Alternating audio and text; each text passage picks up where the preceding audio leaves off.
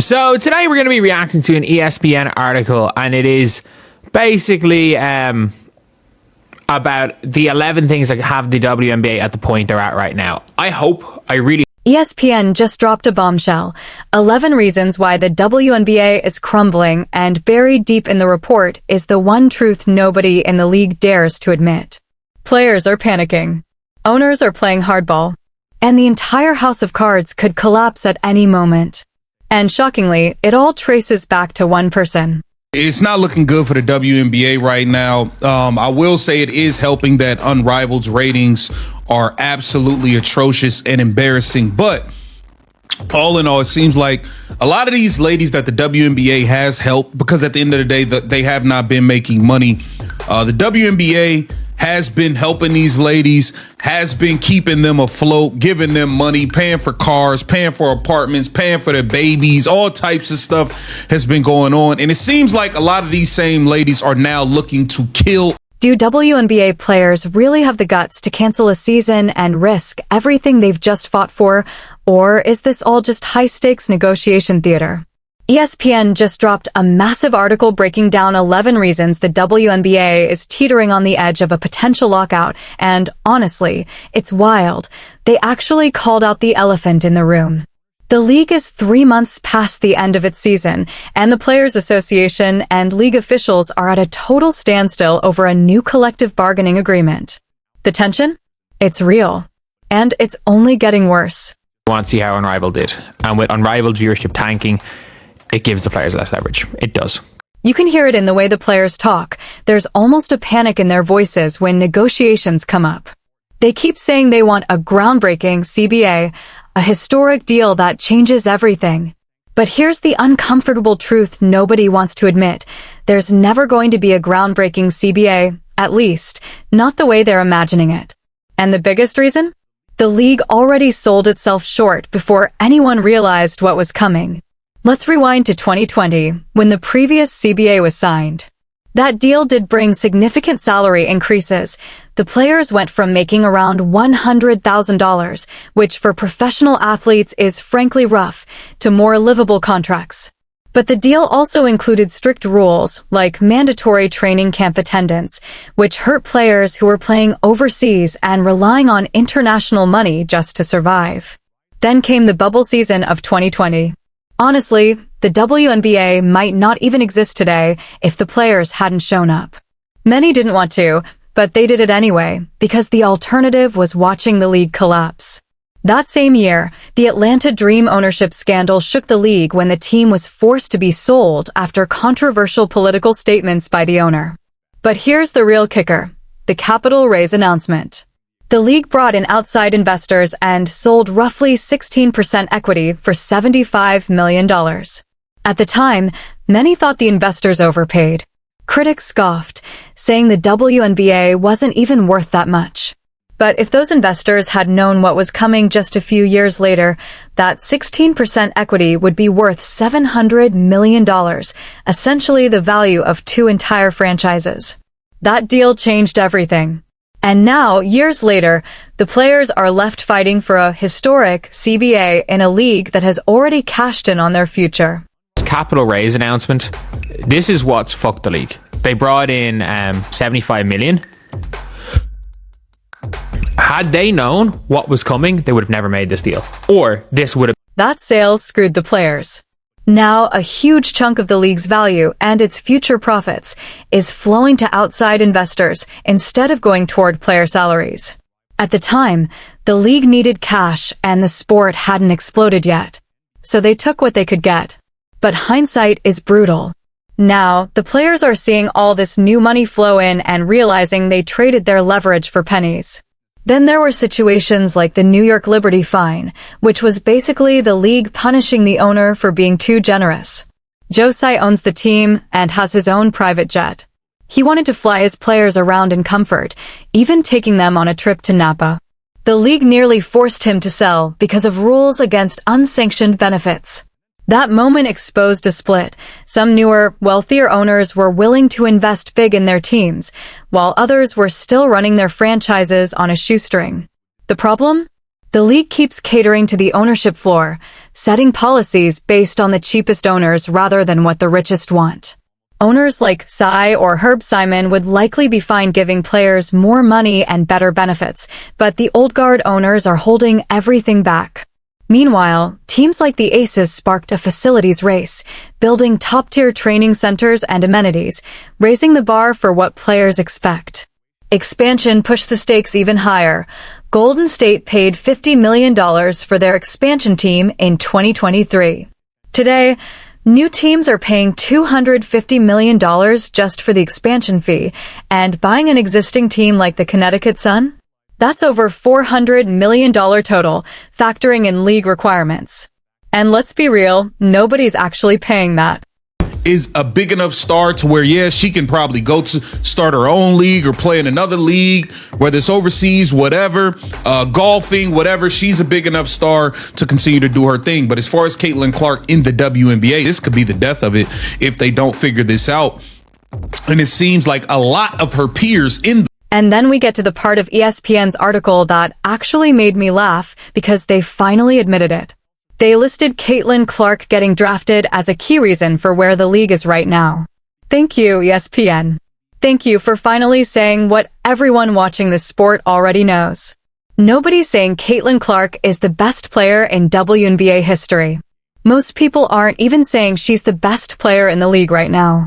But what she absolutely is, without question, is the biggest driver of the league's recent popularity explosion. The article admits that other college stars like Angel Reese and Paige Buchers brought significant followings too, which is completely true. But Caitlin Clark was the rising tide that lifted all boats. When she got drafted, the public frenzy around her was so intense that it forced the league to implement charter flights for all teams. That happened because Clark and the Fever were getting mobbed at airports, creating a security issue the league had to respond to.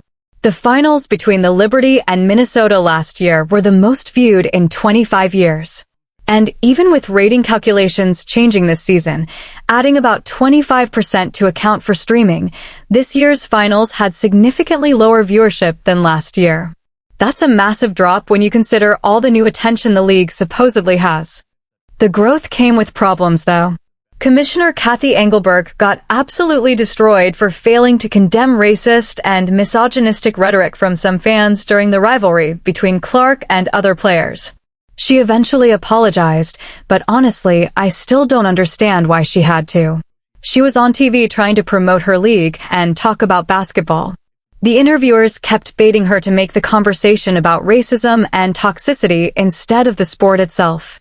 She gave a completely reasonable answer about how rivalries are good for sports, which is factually correct, and somehow, that became this huge controversy.